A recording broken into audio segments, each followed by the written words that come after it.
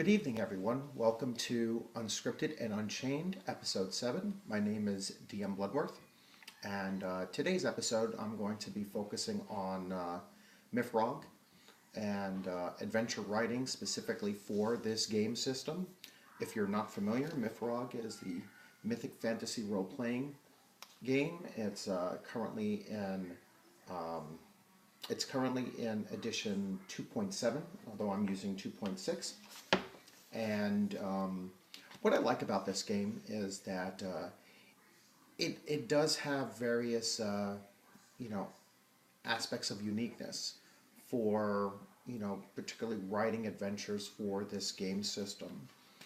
MYFAROG is a low fantasy setting for that game system, and the setting is Thule. And as a low fantasy setting, obviously there's not a lot of magic going on, and the combat system is quite complex if you choose to make it as complex as it needs to be, or as you care to make it. But also, it's a fairly dangerous game system to to run your characters in, and so that level of danger that is in this game lends itself to an overall gaming experience that I think is quite unique. I mean, there might be other game systems out there where character death is somewhat more common than in other game systems, but in this one in particular,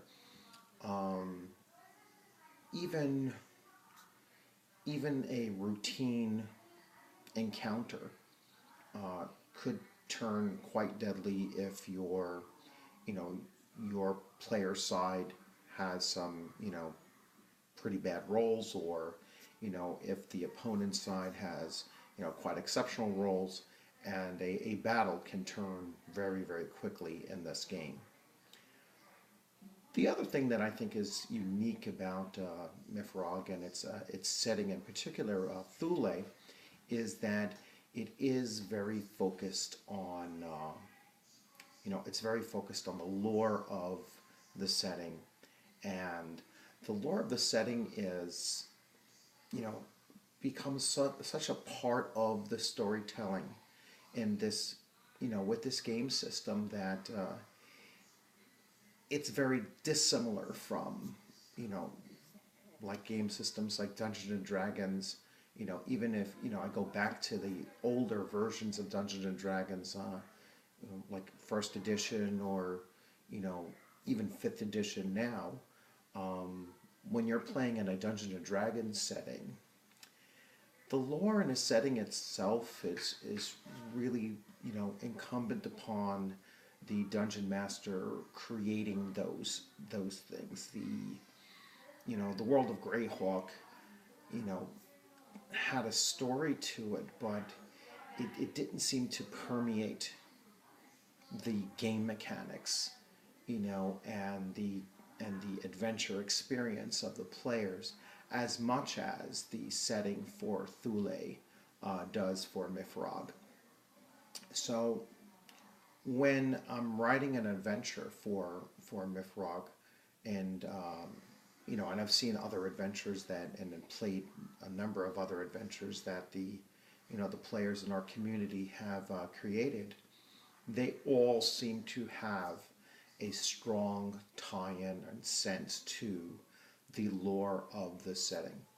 And so when writing adventures for this game system, I mean, it really is, I believe, important for you to turn to the Land of Thule section in the core rule books and read up on it, and really understand the exact location that you're going to have your adventure taking place.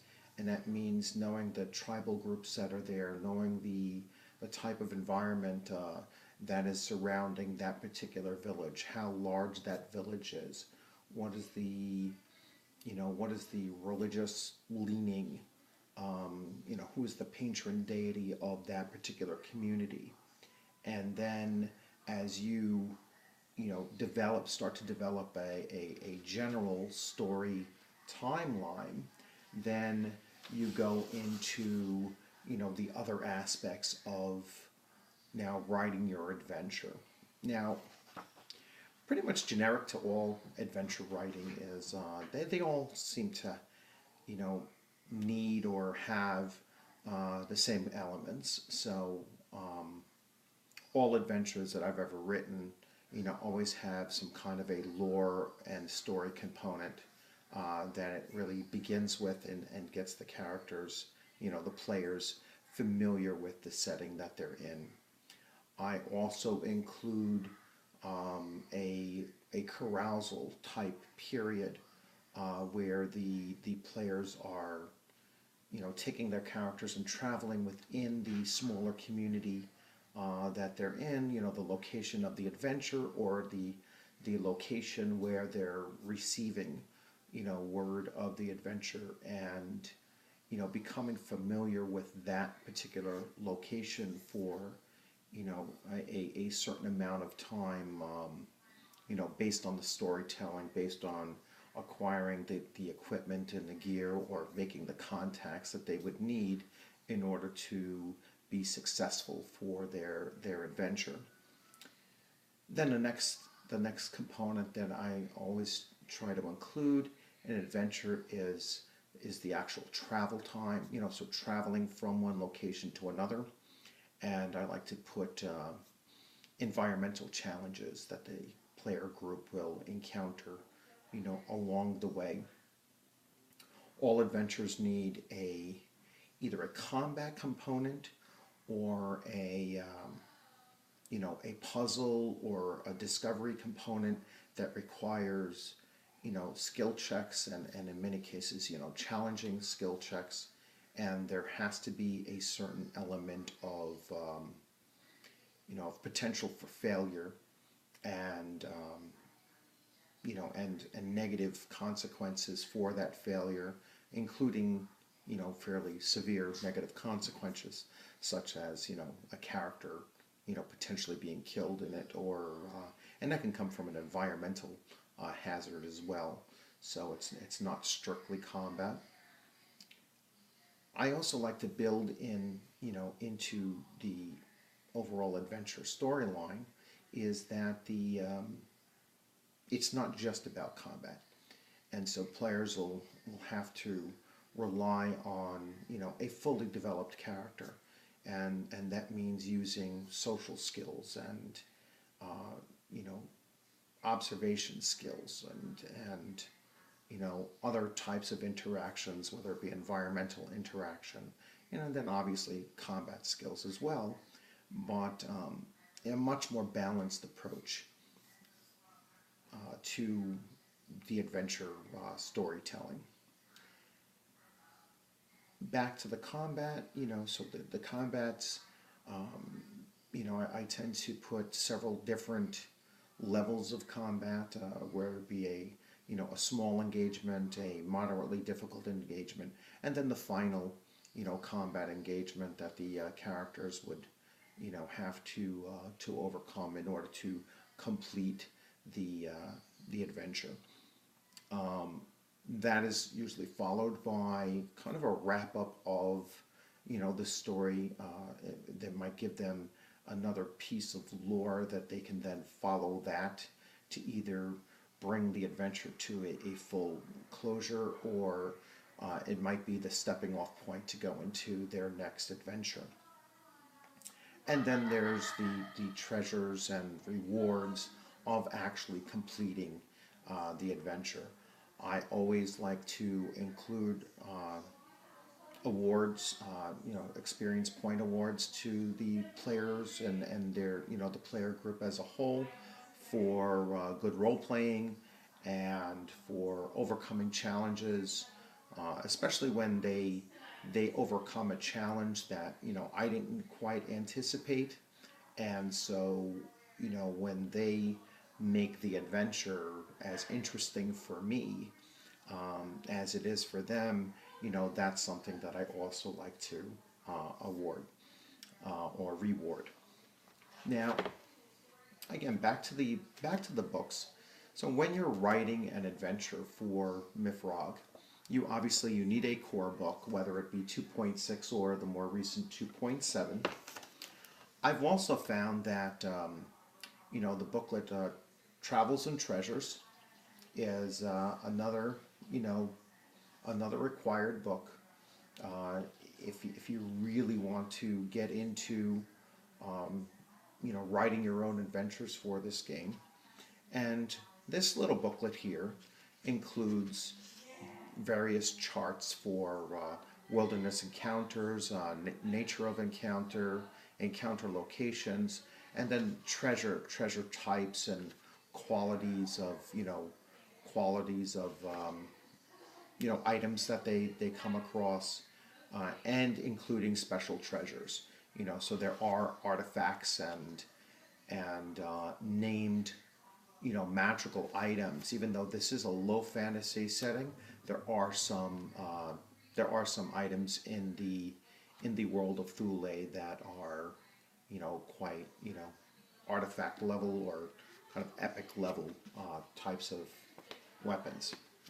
Another book that I found to be very useful for just setting the myth master or the game master in the right mindset for the game is Deus Machina. Now, Deus Machina is a small booklet, and in here it has a section that's called The Forefatherland, and it kind of gives an overview of the history of the setting of Thule, and going all the way back to like an ancient historical time of the setting, and then bringing it on forward, and even foreshadowing, where the land of Thule is moving towards, what kind of a society it's moving towards, and there are plenty of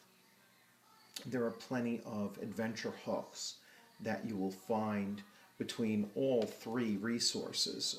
So in like Treasures and Travels, you can use those artifacts to be the key focus of an adventure. In Deus Machina, you can use this ancient roadway, the Alfar Way, that that can lead to many different adventure hooks, depending throughout the region. So throughout the various islands of Thule, this highway had run either underground or above ground on at the time period that the campaigns are supposed to be taking place. Many of the roadway, many portions of the roadway have fallen into disrepair. But again, that can lead to adventures as well. And so this book is very useful. And even the core rule book. The core rule book has plenty of tidbits of the lore of Thule that you can draw upon and create adventures for the game system. So there are some pre-made officially published adventures. The first of which in this format is When Night Falls. And many people in our community have been running this adventure lately, and it's an excellent adventure. The reason why I prefer to write my own adventures is because I know everybody out there probably has this book, and so it kind of eliminates the surprises, and that's not just with this system, more particularly like Dungeons and Dragons. I mean, they're, the adventure booklets are out there. I mean, the modules are all out there, and even when I played that game, at the very start of my RPG experience, I tended to write my own adventures anyway. So some other things that you'll need for it now, one of the members of our community had just produced and made available, an advanced foraging system, and so the foraging system was taken from the rule book and modified to add different tables for spring, summer, autumn, and winter. And so this is the kind of thing that I also find to be, at least in my experience, pretty unique with this game system is the community that has built up around it, truly care about this game and this game system, and we are working together to create some new systems, some new ideas, and a community that just plays this game and focuses on this game, writing our own adventures and running them online on almost a weekly basis. There's always something going on, so that's another unique or advantageous thing to playing this game system. Now, when I write, an adventure, whether it be for MYFAROG or any other game system that I'm playing, I like to have on the side is the list of skills that are available to the player, to the players and their characters. And so when I'm writing the actual adventure, I'll look at various skills and particularly the non-combat skills, and I like to see how will these enhance the experience, enhance the storytelling. How do I, there's one thing here like flute playing, and how can I incorporate flute playing into the game, provided that characters actually have that ability. But even if they don't, there could still be a very challenging skill roll that the players would have to do, starting off the -5 to their ability. But if they do manage to play the flute sufficiently in order to get past the task, I think that will open the players' minds to thinking, my character can't just be this very focused thing, but I have to build up a little bit, my character's repertoire of, a number of different skills. Continuing on with, with writing, there's many different aspects, formations, and there's a number of game systems. Like I said, it's very modular, so you can always remove or add whatever types of components you want. We just played yesterday a scenario. It was really a portion of an adventure that was a mass combat situation, and even though our characters ended up dying, the experience of it, and we were in a battle that really couldn't, possibly win. We were, tremendously outnumbered, and the experience of going through it, though, even though we knew our characters were probably going to die, it was, a great gaming experience because of the way the system worked, and how it was very cinematic, and it was, even though you knew you were going to lose, there were still opportunities to do great and interesting things in that. And in the end, I mean, my particular group of characters that I was in control of, my small squad, were killing the enemy at close to a 4-to-1 ratio before we finally got hit by the full brunt of the final surge, and we were overrun. But leading up to that point, our our effectiveness in the combat, was so great that it created a story even around our failure. So again, the the level of complexity that you wish to put into this game, or remove from this game, as long as it's enhancing the storytelling, that's what this game is really opened up to, and that's because of the lore of Thule. That's because of the other, positive things about the game system, including the community that has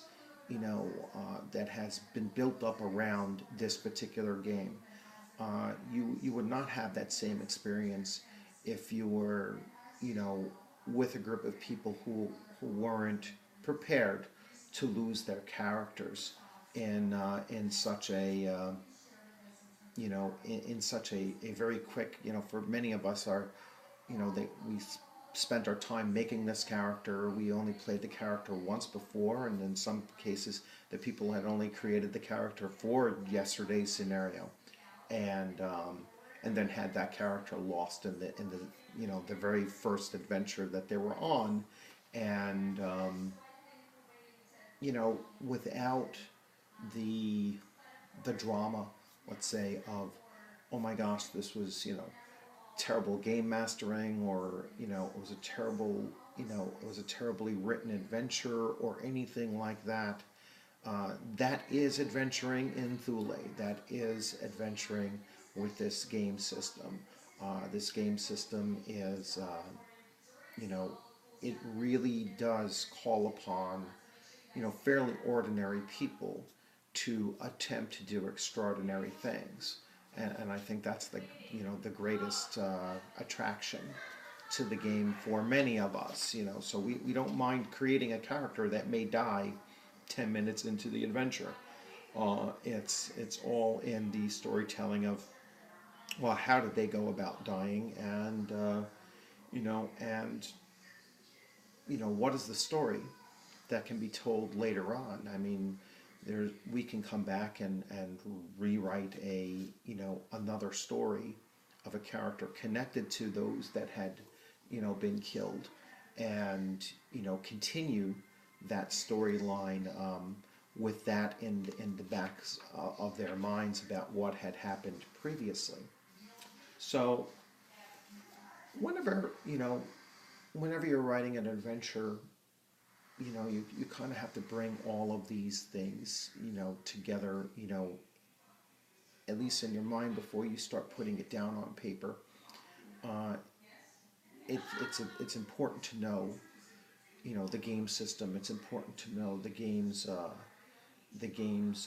settings, culture. It's important to know the player culture.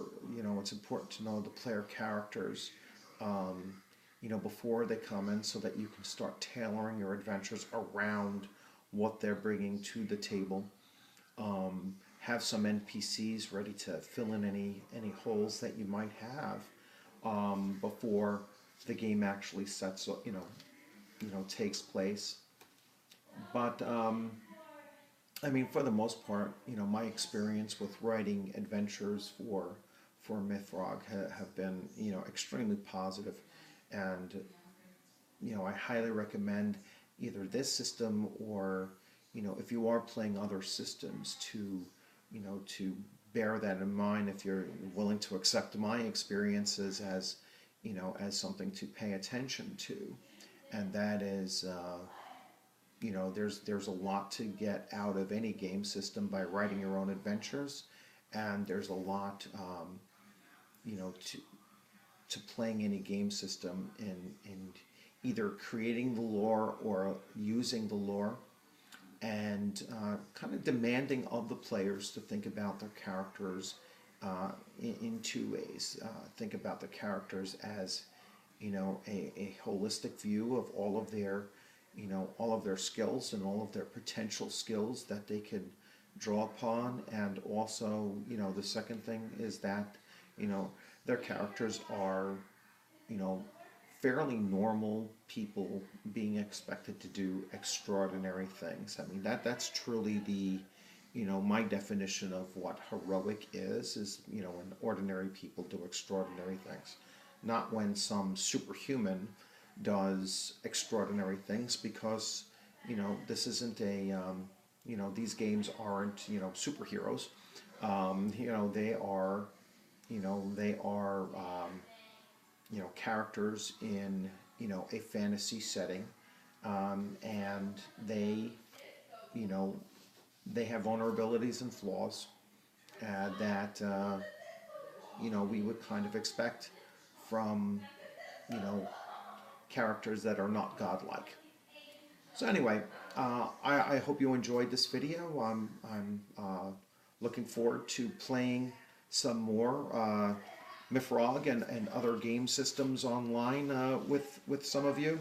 I just want to make one final note, and that is, based on my last video, the author of MYFAROG, Varg, or Varg, not quite sure how to say it, or he he had noticed that I was operating from the game system without the full size map, and so he had mentioned that he was going to send me the full size map as a New Year's gift, and so I just wanted to announce that I did in fact receive it, along with his little memo of good gaming, signed V.